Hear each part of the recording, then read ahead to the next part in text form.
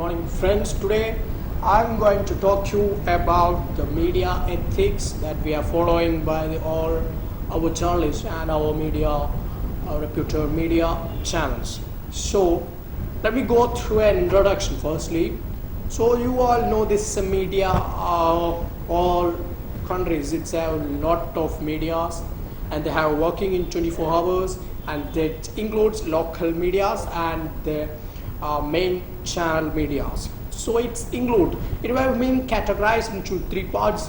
First is print media, second is television or broadcasting media, and the third one is FM or the Agashwani bulletin radios, and it's that have been broadcasting the news only.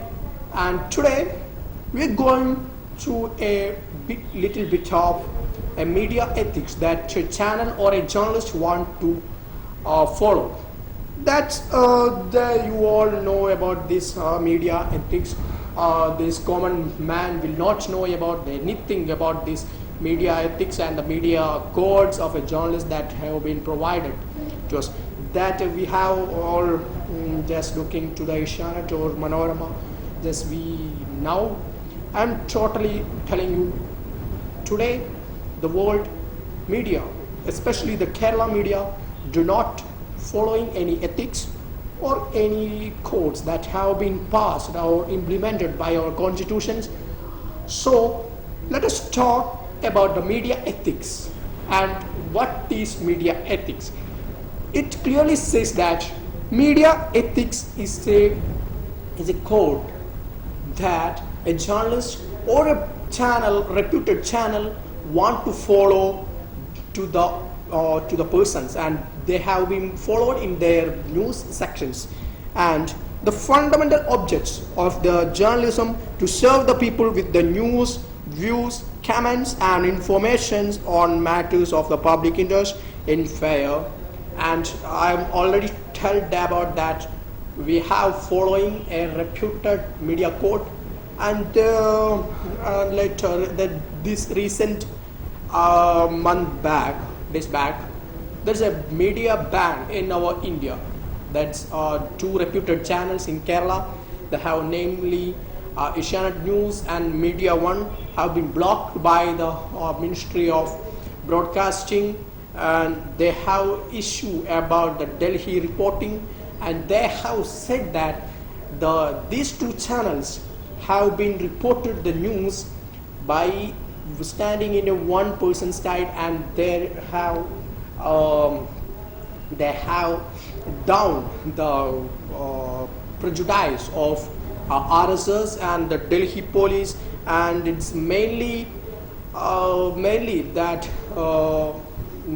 that media ban was according to the Delhi reporters, that Prashant Raghuvansham and the another media person, and this Media One also they have been faced such a media ban in the recent days.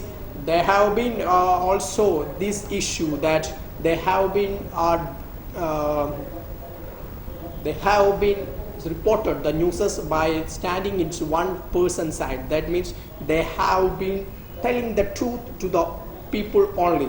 They have no other behind scenes or background works. I do not think so. There is a media ethics to the all reputed channels, and they have been follow this to providing news.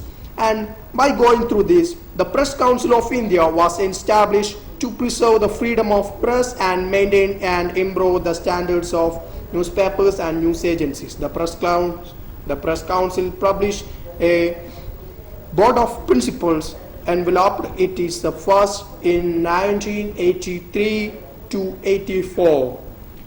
It was updated in 1992, published as Completion of Journalistic Ethics and Guidelines.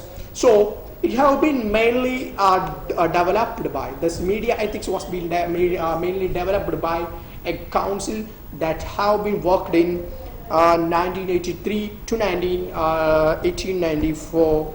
1983 to 1984. That means 1 year they have studied about being, and they have been published a assignment or a chart work by the working of the journalist. There have been the guidelines and the media ethics to the channels.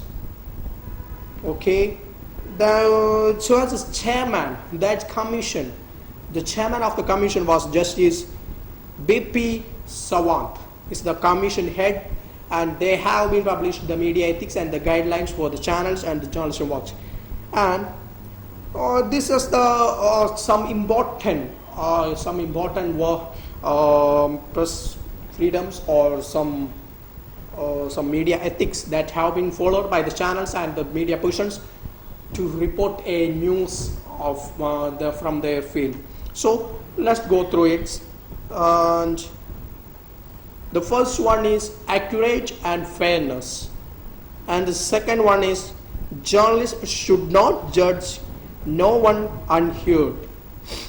Cautions against defamatory writings, and privacy is the fourth one, and the fifth one is corrections, and the sixth one is newspapers should exercise due to resistance and cautions, and the seventh one is the media should not make every possible effort to building bridges of cooperations, and the eighth one is news, views or comments relating on the commercial or religious disputes or clashes should be published after proper verifications, and the ninth one is plagiarism, and the 10th one is recording interviews and phone conversations, and we want to first go down by the 10 media regulations to self. It's just I am giving this notes. What I am said before this 10 subjects. Okay, let me read.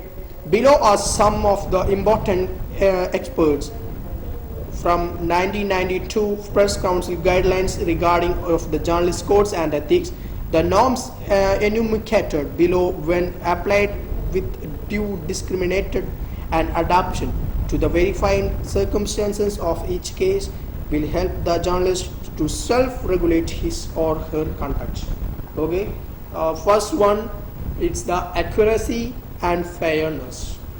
There's a lot of news that's happening in our world, and there's a lot of news that happening in our surroundings. We want to accurate by all the news within seconds. So the fundamental object of the journalism is to serve the people with the news, views, comments and information, no matter of public interest, in a fair, accurate, unbiased, sober and decent manner.